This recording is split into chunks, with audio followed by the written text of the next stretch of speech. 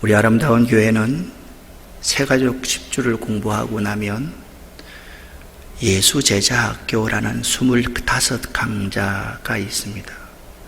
이 예수제자학교가 끝나고 나면 성경연구원, 연경원 강의가 있습니다. 그 사이에 1:1 제자양육 성경 공부가 있습니다. 그러니까 순서에 의하면 새가족 성경 공부 10과 11번 만나야 됩니다.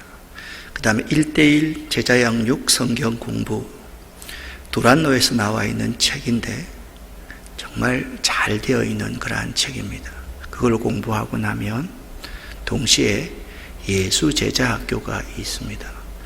이 예수제자학교의 주제는 기독교인이면 알아야 될 가장 근본적인 부분들을 여러분과 함께 다루는 시간입니다. 그리고 성경연구원은 창세기부터 요한계시록 전체를 신학적으로 조망하면서 우리의 삶에 적용하는 시간입니다. 여러분에게 귀한 은혜가 있기를 원합니다.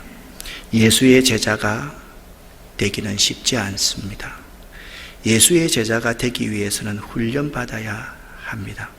오늘부터 강의할 때 여러분 이 강의를 한 번도 빠지 않고 잘 들어주시면 여러분의 신앙생활에 여러분이 사명자로서 살아가는데 큰 도움이 되리라고 저는 확신합니다. 오늘은 예수제자학교 첫 번째 시간, 복음과 그리스도인에 대해서 여러분과 함께 말씀을 나누도록 하겠습니다. 오늘 주시는 하나님의 말씀, 로마서 1장 17절 말씀 함께 합독하겠습니다.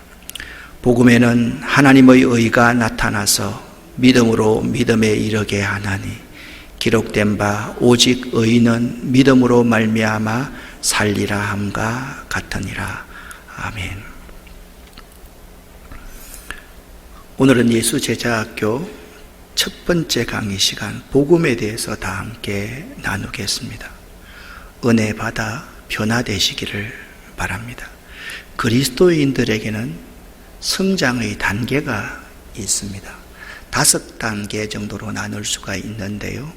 제1단계는 하나님의 존재를 의심하는 단계가 있습니다.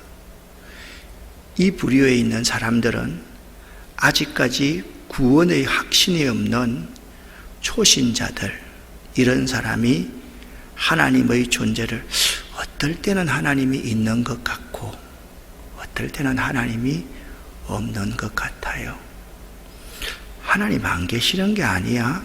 그렇게 의심할 수 있는 단계가 있습니다. 2단계, 두 번째 단계가 있습니다. 자기 문제에만 매달려 있는 수준의 단계입니다. 그러니까 미숙한 신자를 말을 하는 거죠. 그러니까 어떻게 하든지 나 혼자 잘 믿고 교훈을 얻어서 윤리적이고 도덕적으로 살아야만 되겠다라고 생각하는 미숙한 신자입니다.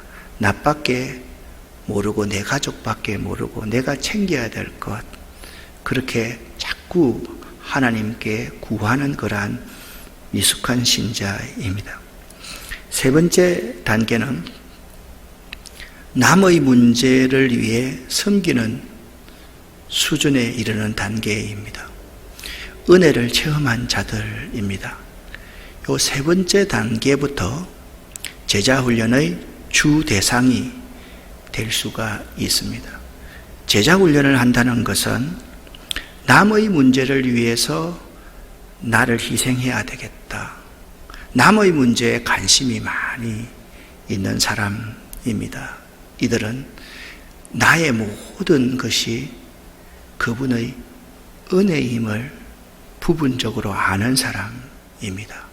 그래서 어떻게 하면 내가 가지고 있는 달란트들을, 내가 가지고 있는 모든 것들을 나누어 줄까, 그렇게 생각하는 단계가 세 번째 단계입니다. 다시 한번, 이 단계에 있는 사람들이 제자훈련의 주 대상이다라는 것을 알아야만 합니다. 네 번째 단계입니다. 다른 사람들을 신앙적으로 도울 수 있는 단계. 그러한 단계가 네 번째 단계입니다. 이 사람들은요, 삶의 우선순위가 아주 분명한 사람입니다. 무엇에 우선순위를 두어야 되는지를 잘 알고 있는 그러한 사람이지요. 그런 사람만이 다른 사람을 도울 수 있는 사람일 수가 있습니다. 근데 여러분들이 이렇게 생각을 해서는 안 됩니다. 교역자들은 당연히 네 번째 단계려니, 나는 당연히 네 번째 단계려니, 그렇게 해서는 안 됩니다. 우리가 볼 때는 2단계 정도밖에 안 되는 미숙한 단계도 있고, 또 타인을 생각하는 단계가 있고, 또 타인의 신앙을 지원하고 도울 수 있는 단계가 한꺼번에 다 존재할 수도 있다라는 점을 알아야만 됩니다. 여하튼 네 번째 단계에 있는 사람은 삶의 우선순위가 아주 분명한 사람으로 다른 사람을 신앙적으로 도울 수 있는 단계의 사람입니다. 다섯 번째 단계의 사람입니다. 인생의 목표를 분명히 세운 사람. 왜 살아야 되는지, 무엇을 위해서 살아야 되는지를 바로 아는 사람입니다. 우리가 성경을 보면 사도 바울 같은 사람이 이 다섯 번째 단계이죠. 이런 사람은 주로 인생에서 크나큰 실패와 좌절을 맛봅니다. 그리고 자기가 나아가는 방향이 잘못되었음을 깨닫고서 자기가 달려가야 될 방향을 바로 정한 사람입니다. 이들의 삶의 방향을 보면 주님의 영광을 위해서, 사명을 위해서, 세계의 평화를 위해서, 가난한 자, 불쌍한 자를 위해서 자기 인생 모두, 꿈 모두를 다 던질 수 있는 그러한 사람입니다. 그러면 이 제자훈련은 최소한 세 번째 단계라고 말씀드렸던 주의 은혜를 체험한 자로 남의 문제를 내 문제로 생각할 줄 아는 사람들 이상을 위한 가정이다. 그렇게 말씀을 드릴 수가 있습니다. 네 번째 단계와 다섯 번째 단계에 있는 사람들, 그리고 세 번째 단계를 수료한 사람들, 그러한 사람들이 세 번째 단계 정도가 되는 사람들을 훈련시키는 과정입니다. 교육하는 거 아닙니다. 삶으로 훈련을 시키는 그러한 과정입니다. 근데 여기에 제자로서 헌신하는 사람들의 개인차는 엄청나게 많이 있을 수가 있다라는 점을 알아야 됩니다. 지식적인 정도가 차이가 있을 수가 있고, 그 사람의 신앙의 정도가 차이가 있을 수가 있습니다. 어떻게 하면 여기에 리더는 이러한 사람들, 다양한 사람들을 잘 끌어나갈까, 그 문제를 위해서 많이 기도할 수 있어야만 됩니다. 그렇다면 이런 질문을 할 수가 있을 것입니다. 최소한 주의 은혜를 체험한 자가 아니면 예수제자학교의 제자훈련에 참여하지 못하느냐? 그건 아닙니다. 이런 사람들은 아직까지 내가 미숙한 단계에 있다 할지라도, 그리고 아직까지 하나님에 대한 의심이 있다 할지라도, 이런 사람, 지도자의 권위를 인정할 줄 아는 사람, 그리고 잘은 모르지만 순종할 줄 아는 사람들은 얼마든지 제자훈련에 참여할 수가 있습니다. 그러니까 타인의 문제에 대해서 관심을 갖고 도울 준비가 되어 있는 사람, 그 주가 되어야 되겠죠. 그러나 지도자의 권위를 인정하고 그를 따르며 순종할 줄 아는 사람이라면 나중된 자가 충분히 먼저 될 수 있다라는 점을 알아야만 합니다. 그러면 정리를 해보겠습니다. 그리스도인의 성장 단계에 대해서 여러분 여기 이렇게 보면요, 1단계에 있는 사람은 하나님의 존재를 의심하는 단계라 그랬습니다. 2단계는 하나님의 존재를 2단계는 하나님, 제가 1단계하고 2단계하고 같이 계속 해버렸네요.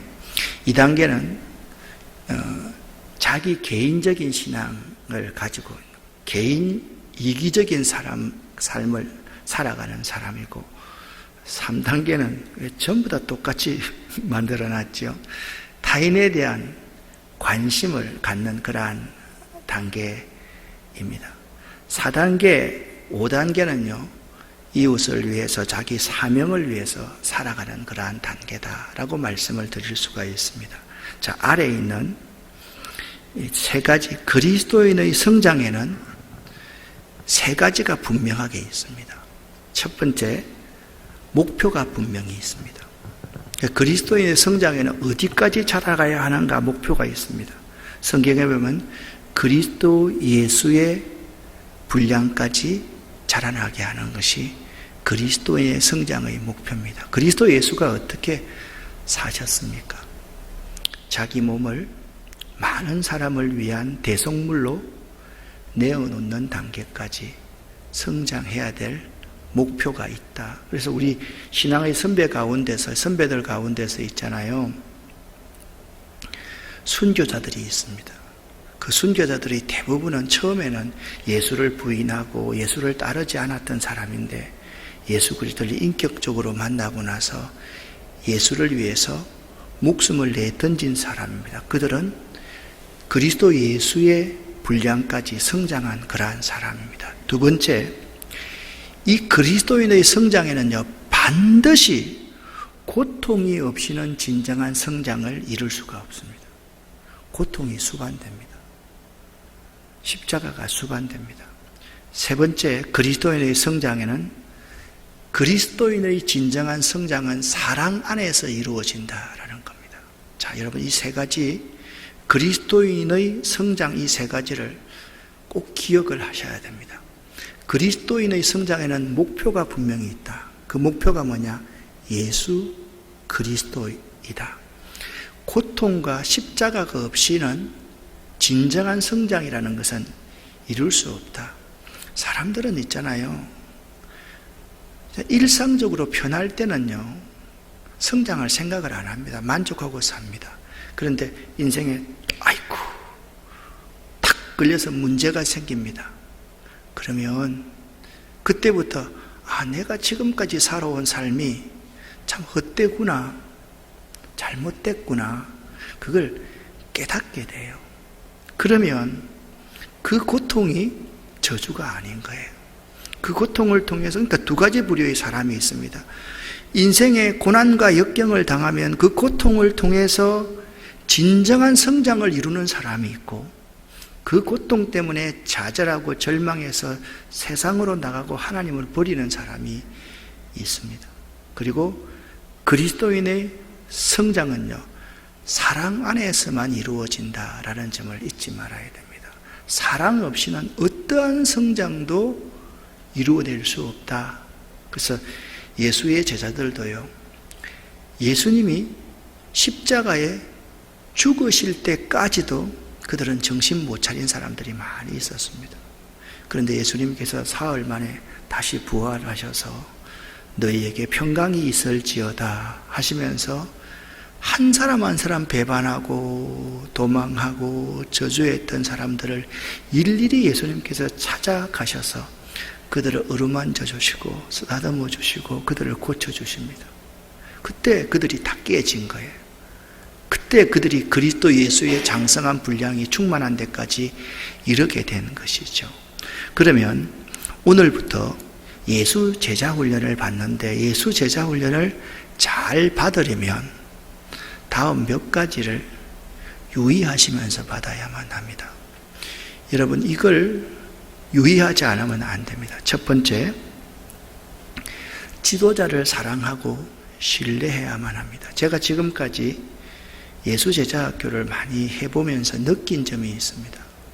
다른 교회에서 계속 상처를 가지고 있는 사람들은 지도자를 신뢰하지를 못하는 거예요. 그러면 중간에 떨어집니다. 그리고 그러면 그분은 진정한 예수의 제자가 되지 못합니다. 나는 그런 사람들을 너무 많이 보았습니다. 그래서 여러분들이 지도자를 사랑하고 신뢰하기 위해서는 예수 제자학교를 시작하면서부터 지도자를 위해서 기도하셔야만 됩니다.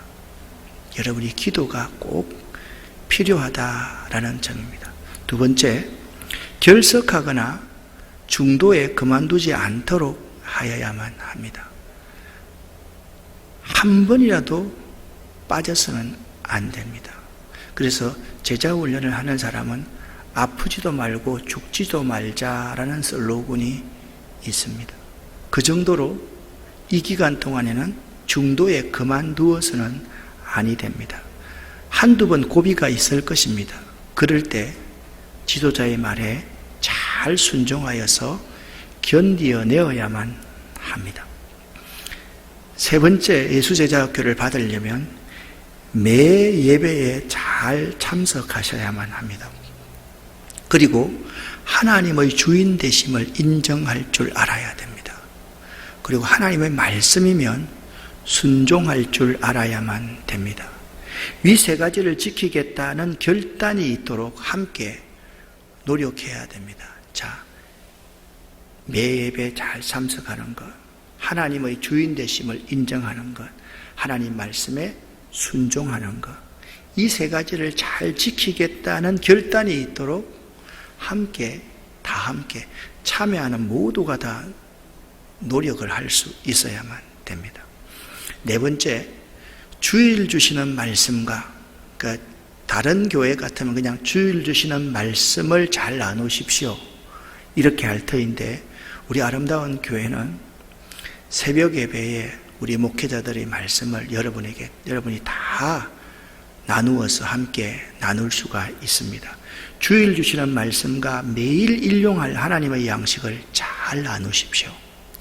이 기간은요, 만날 때마다 인간적이고 세상적인 문제들은 되도록 나누지 말아야만 합니다. 자녀 교육의 문제라든지 세상의 정치의 문제라든지 이런 거 나누면 안 됩니다.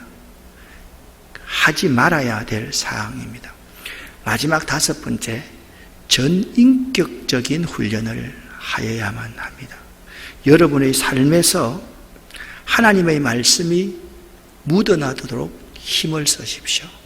여러분의 삶과 삶에서 하나님의 말씀이 묻어나도록 힘쓰는 것이 매우 중요합니다. 그렇다면 복음이라는 것이 무엇입니까? 하버드 대학 사회윤리학 교수였던 하비 콕스라는 분이 이런 말을 했습니다. 그리스도인들이 그리스도교의 복음을 무효화하는 시대에 살고 있다. 그는 그렇게 말했습니다. 그러니까 예수 믿는 사람들이 기독교 복음을 무효화하는 삶을 시대에 우리는 살고 있다는 거죠. 예수 믿는 사람을 보면 복음이 드러나야 되는데 예수 믿는 사람들이 복음을 그냥 묻어버리고 복음을 훼손시키고 무효화시키는 삶을 살고 있다라는 거예요. 저는 참 공감을 합니다. 오늘날 우리 시대에도 마찬가지입니다.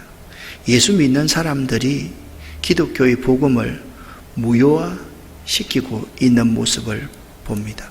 이 하비 콕스는 현대 그리스도인이 믿는 것과 행하는 것을 통합시키지 못하기 때문에 스스로 하나님을 부인하는 결과를 만들었다라고 그는 비판합니다. 그러니까 믿는 것과 행함이 조화가 되어야 되는데 교회에서는 믿음이 좋은 것 같고 설교 들을 때는 아멘 하는 것 같고 자기 목사님 앞에서는 아멘 하는 것 같고 크게 기도하는 것 같은데 삶의 열매가 전혀 없는 거예요. 그러니까 세상 사람들이 볼 때는 저기는 열매가 없는 나무와 똑같은 거죠. 하나님을 부인하는 결과를 만들었다라고 그는 비판합니다. 옳은 부분입니다. 기독교의 복음이 믿는 사람들 사이에도 아무런 영향을 끼치지 못하고 있음을 그리스도인 스스로가 확실히 증명하였기에 더는 손쓸 방법이 없다라고 그는 한탄합니다. 우리 그리스도인들이 모이면 사랑하고 연합하고 화평하고 남의 어려운 부분들을 감싸주고 안아주고 그를 지지해주는 그러한 모임이어야만 하는데, 그리스도인들끼리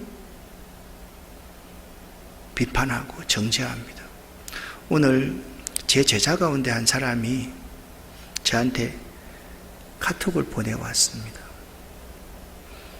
제가 목사님, 이 목사님 참 복음적인 목사님인 것 같아요 라고 그 애가 저한테 카톡을 보내왔어요.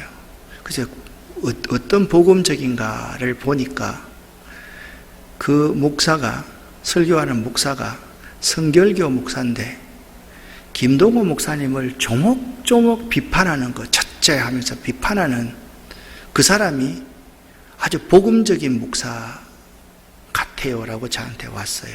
그래서 제가 이렇게 보냈습니다. 이 목사가 복음적이니? 그 복음적인데 왜 목사가 목사를 이렇게 비난하고 비판하니? 그렇게 하고 그냥 보냈습니다. 앞으로 제가 만날 일이 있으면 그렇게 비난하고 비판하고 서로가 차이가 있죠. 우리가 요새 새벽 기도 때 많이 듣지 않습니까? 우리 사람 가운데 완벽한 사람은 한 사람도 없습니다. 다 모순이 있습니다. 말에 모순이 있고 행동에 모순이 다 있습니다. 왜 자꾸 우리가 우리 살을 갉아먹고 우리가 자꾸 우리 눈을 파먹으려 하는지 나는 모르겠다라는 생각이 듭니다. 하비쿡스가 그걸 비판하고 있는 거예요. 복음이 믿는 사람들 사이에서도 아무런 영향을 끼치지 못하고 있음을 그리스도인들 스스로가 확실히 증명하고 있기에 손쓸 방법이 없다. 여러분, 예수는 하나님 나라를 선포하였는데 그의 사도들은 하나님 나라를 어떻게 선포하는가 하면 그리스도의 십자가의 죽음과 부활이라는 복음을 전파했습니다. 그러니까 예수님은 하나님 나라를 선포했는데 예수의 제자들, 사도들은 그리스도의 죽음과 부활이라는 복음을 전파합니다. 이것이 어떤 관계에 있습니까? 왜일까요? 예수의 하나님 나라 선포가 자신의 죽음과 예수의 죽음과 예수의 부활에서 이루어진 거예요. 예수님이 십자가에 죽으시고 부활하심으로 말미암아 그곳에서부터 하나님 나라가 시작된 거예요. 삶에서 십자가에 죽을 때는 죄인으로서 죽는 것 같은데 그 죄인 한 사람으로서 죽는 것이 아니라 그것이 엄청난 하나님 나라를 확장해 나가는데 생명의 씨앗이 되더라는 거예요. 의심하고 있는 사람들에게 믿음을 갖게 하는 씨앗이 되더라는 거예요. 그래서 예수님은 하나님 나라를 선포했지만 사도들은 예수의 십자가와 부활을 증거합니다. 이것이 현실에서 실현되고 그리고 예수의 십자가와 부활의 삶은 장차 완성될 것이기 때문입니다. 좀 어렵습니다. 그러나 이 부분은 가면서 여러분에게 더욱더 잘 설명드리도록 하겠습니다. 지금 우리들의 현실에 복음이 선포되어야 할 때이지만 복음을 선포하지 못하고 있고 복음이 선포되지 못한다고 하면 첫 번째, 복음이 왜곡되어 있거나 그것은 복음이 아니기 때문일 것입니다. 그렇지 않습니까? 우리 현실에 많은 사람들이 아픔과 어려움을 당하고 있고 구원이 필요한데 이 복음이 선포되지 못하다고 한다면 그것은 복음 그 자체가 왜곡되어 있거나 그 복음은 복음이 아니기 때문에 그런 거예요. 우리 그리스도인들이 세상의 많은 사람들에게 복음을 선포해야 될 때입니다. 그런데 우리가 왜 못하고 있습니까? 우리의 복음이 왜곡되어 있는 거예요. 그들에게 아무런 관계가 없는 거예요. 그리고 이 복음이 그들에게 굿뉴스가 아닙니다. 여러분, 이 복음이 여러분에게도 굿뉴스입니까? 한번 생각해 볼 수 있었으면 참 좋겠습니다. 복음이라는 것은 그리스도가 십자가의 죽음으로써 인류를 구원한다는 기쁜 소식, 굿뉴스가 복음입니다. 그러니까 예수 그리스도가 십자가에 죽으심으로써 온 세상의 모든 인류들의 문제를 다 구원한다. 이게 굿뉴스입니다. 그러니까 복음이라는 헬라어 유앙겔리온이라는 이 단어가 복음이라는 단어인데, 유라는 말은 굿, 좋다라는 말입니다. 앙겔리온이라는 것은 소식이라는 말입니다. 그러니까 굿뉴스, 좋은 소식, 이것이 복음입니다. 그래서 예수가 십자가에 죽었다는 것은 이 예수의 죽음으로 말미암아서 온 인류가 구원될 수 있는 가능성, 현실의 실현이 이루어진 거지요. 그래서 예수님은 하나님 나라를 선포했지만 그의 사도들은 예수의 십자가와 부활하심을 선포하면서 여러분들도 십자가에 피 흘려 대속하신 예수 그리스도를 믿으면 구원을 얻습니다. 여러분들도 죽는다 할지라도 예수처럼 3일 만에 살아날 수 있습니다. 그걸요, 그때부터 사도들을 중심으로 믿어지기 시작하는 거예요. 그 믿어지기 시작할 때부터 그들은 있잖아요, 세상의 권력자들이 무섭지가 않아요. 담대하게 찬송을 부르면서 형장의 이슬로 사라지는 사람들이 너무 많아지기 시작하고 있는 거예요. 그러면 여러분에게 질문합니다. 내가 알고 있는 복음이 무엇입니까? 여러분이 도대체 복음이 무엇이라고 생각을 하십니까? 좋은 소식은 나의 문제가 해결되고 바라던 소원이 이루어지는 것만 말하는 것일까요?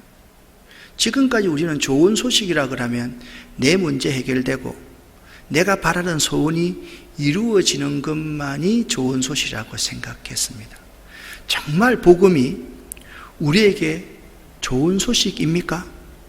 복음을 들을 때 정말 기쁘고 감격하고 흥분하고 있느냐 말씀입니다. 복음의 내용을 제대로 알고 기뻐하느냐? 내가요, 복음을 모른다면, 복음이 무엇인지를 대체 모른다면 복음이 아무리 좋은 소식이라고 말해도 기쁨이나 감격이 있을 수가 없는 것이에요. 그래서 우리들이요, 복음을 믿는다고 하는 우리가 아무런 감동이 없는데 어떻게 세상 사람이 복음으로 감격할 수가 있을까요? 내가 복음으로 말미암는 아무런 감동이 없는데, 내가 예수 그리스도로 말미암아 변화된 것이 아무것도 없는데 어떻게 세상 사람들이 예수 그리스도로 말미암아서 감격하고 변화될 수 있을까요? 내가 내 속에 계신, 내 삶에 계신 예수 그리스도를 보여줘야 되지 않겠습니까? 그래서 복음이 나에게 감동이 있으려고 하면 하나님 말씀을 잘 들어야 돼요. 그래 믿음이 생겨요. 그리고 그래서 예수 그리스도를 잘 알아야 돼요. 그리고 예수 그리스도를 인격적으로 만나야 복음을 내가 깨달아 알게 되는 거예요. 그러면 성경에는 도대체 복음을 무엇이라고 하는가? 구약 성경에서는요, 복음이라는 것은 한 개인의 문제가 해결되거나 소원을 성취하는 이야기가 아닙니다. 구약 성경에 있어서의 복음은 하나님의 주권이 온 세상에 드러나면서 하나님 나라가 회복되는 것을 뜻합니다. 그래서 구약 성경에서의 복음은요, 굉장히 넓은 의미의 복음의 의미를 우리에게 내포하고 있습니다. 예를 들면 구약의 백성들은 모두 소박한 꿈을 가지고 있었습니다. 외세의 침략을 받지 않는 것, 그리고 지도자들이 타락하지 않는 것. 그래서 외세의 침략을 받지 않거나 지도자들이 타락하지 않아서 우리가 가난하고 불쌍한 사람들이 포로로 끌려가고 노예로 되고 착취를 당하지 않고 이 강한 자, 권력 있는 자들에게 억울한 일을 당하지 않는 것, 그래서 하나님의 주권이 드러나고 하나님 나라가 회복되기를 간절히 바라는 것이 구약 성경에 있어서의 복음이었습니다. 그게 복음이었습니다. 그래서 이 땅에 있잖아요, 구약 성경에 있는 사람들은 평안, 그 나라가 평안해지는 것, 하나님이 함께 하셔서 평안한 것, 이게 굿뉴스였어요. 평안하면 먹고 살만한데 전쟁이 일어나니까 못 먹고 사는 거예요. 전쟁이 일어나니까 전쟁에 끌려나가는 거예요. 전쟁이 일어나니까 자식이 죽는 거예요. 전쟁이 일어나니까 며느리와 딸들이 끌려가는 거예요. 그래서 그들은요, 아주 소박한 꿈을 가졌습니다. 하나님의 나라가 이 땅에 임하기를 원합니다. 외세의 침입에서 우리 지도자가 우리를 구원해 주기를 바라고 메시아가 우리를 구원해 주기를 바라는 그러한 마음이 구약 성경의 구약의 백성들에게는 많이 있었다라는 거예요. 힘 없는 사람은 힘 있는 사람을 당해낼 수가 없잖아요. 지금도 마찬가지잖아요. 소수의 3%, 5% 그 사람들을 우리가 이겨낼 수 있습니까? 이겨낼 수가 없지 않습니까? 이럴 때 정말 복음은 우리가 평안해지는 거예요. 힘 있는 자들이 더 이상 타락하지 않는 거예요. 그들의 마음속에 긍휼한 마음이 생기는 거예요. 그것이 그들에게 있어 소박한 꿈이었다라는 거예요. 근데 신약에 있어서의 복음은 예수님께서 이 땅에 오셔서 외친 첫 마디가 뭐냐면 하나님 나라가 가까이 왔다 였습니다. 여러분 한번 가만히 한번 생각해 보십시오. 예수의 이 복음, 예수의 이 선언은 세상에서 온갖 서름과 고통을 받으며 살아가던 백성들에게 하나님의 나라는 샬롬의 나라요, 행복의 나라인 것입니다. 이러한 예수의 메시지는 당연히 그 시대에 온갖 서름과 고통을 받으면서 살아가는 백성들의 귀와 마음을 열어 제쳤고 그들의 관심을 받기에 충분했던 것입니다.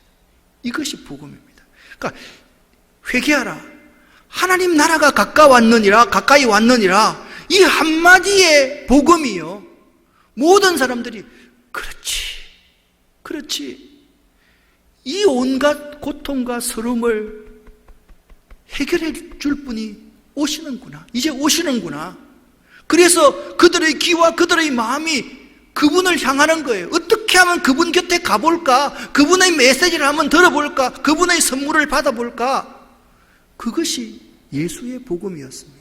한마디 외치니까 사람들이 홍보 안 해도 구름대같이 몰려들었던 거죠.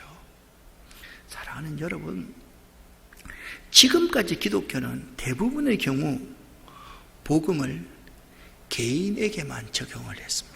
대부분의 경우. 그리고 일부에서만 예수의 진정한 제자들에 의해서 백성들에게 감동을 주기도 했습니다. 예를 들면 이 시대에 보네프 목사님 같은 분, 마틴 루터 킹 목사님 같은 분, 마더 테레사 같은 분들, 수없는 신앙의 예수를 따라가던 예수의 제자들이 백성들에게 감동을 줍니다. 감동을 줍니다. 그게 소수였습니다. 그런데 대부분의 기독교인들, 이 교회가 복음을 개인에만 적용을 했기 때문에 복음이 가난하고 불쌍하고 정말 구원받을 사람들에게 그들의 마음을 열어 제치지를 못한 거예요. 그들의 관심을 받지 못한 거예요. 그게 나하고 무슨 상관인데? 그들이 지금 살아가기도 바쁜데, 살아내기도 바쁜데 그들에게 아무런 영양가가 없는 그냥 허공을 울리는 소리가 되었던 거예요. 사랑하는 여러분, 복음은요, 좋은 소식이 되어야만 합니다. 복음은 당연히 좋은 소식이었습니다. 그 이전에 예수님께서 오셨을 때 하나님 나라가 가까이 왔느니라, 그 말 한마디와 예수의 제자가 사도들이 선포하던 예수 그리스도의 십자가와 부활은 있잖아요. 그 시대 사람들에게 생생하게 현장에서 재현되었고, 그리고 그들의 희망을 다가오는 미래에 실현시켜 줄 거라는 그러한 믿음이 그들 가운데 생기게 만들었던 것이 그 시대의 복음이었다라는 것입니다. 왜냐하면 복음은 공동체를 변화시켜 하나님 나라를 만들어가고 나아가 허무한 데 굴복하여 신음하는 피조세계를 구원하기 때문이었습니다. 그래서 여러분, 이 복음은요, 공동체를 변화시키는 힘이 있습니다. 그래서 이 복음을 예수님께서는 누룩과 같다, 겨자씨 하늘과 같다, 그 속에 뭐가 있습니까? 변화시키는 생명이 있기 때문에 그렇게 복음이다 라고 말을 했다라는 거예요. 사랑하는 여러분, 기독교가 세상을 품어야 할 이유가 여기에 있습니다. 사람들에게 희망을 주어야만 하는 거죠. 그래서 우리들이 있잖아요, 손가락질하고 정죄하는 일이 아니라 저들을 위해서 눈물 흘리고 공감해주고 그들을 위해서 기도해주고 그들을 사랑으로 품어주면서 교회가, 복음이 그리스도인들이 얼마나 아름다운지를 보여줘야지 그게 복음인 거예요.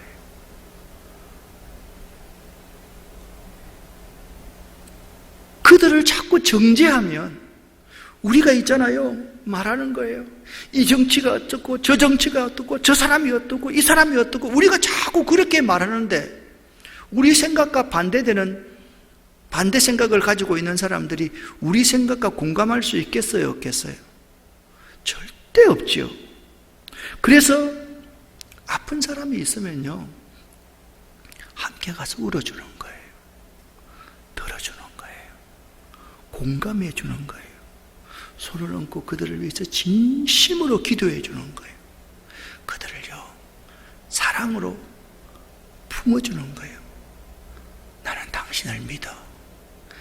세상 모든 사람들이 당신을 손가락질한다고 할지라도 나는 믿어. 끝까지 믿어. 내 생명을 다해서도 나는 당신을 믿고 당신을 도와줄게. 신앙이라는 것이, 신앙인의 모습이 얼마나 아름다운지를 그들에게 밝히 보여주는 것이 복음이라는 거예요.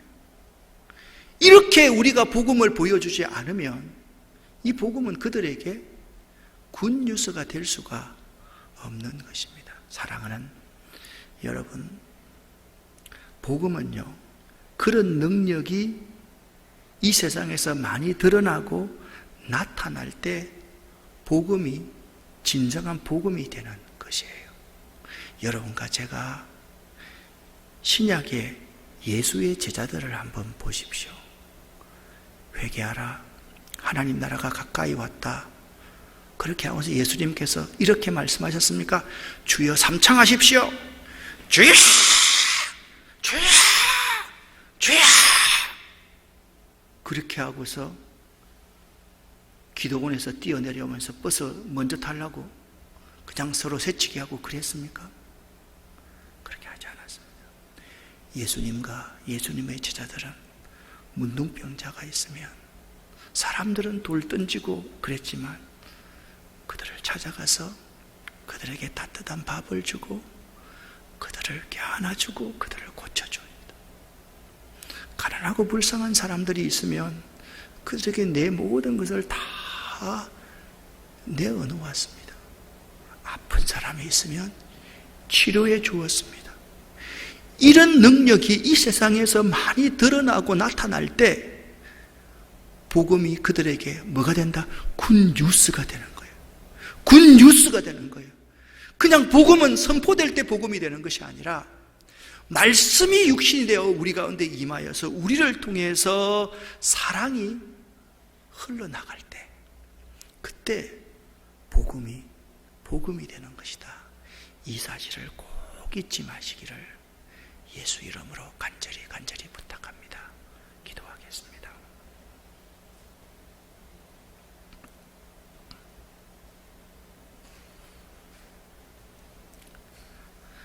살아계신 아버지 하나님,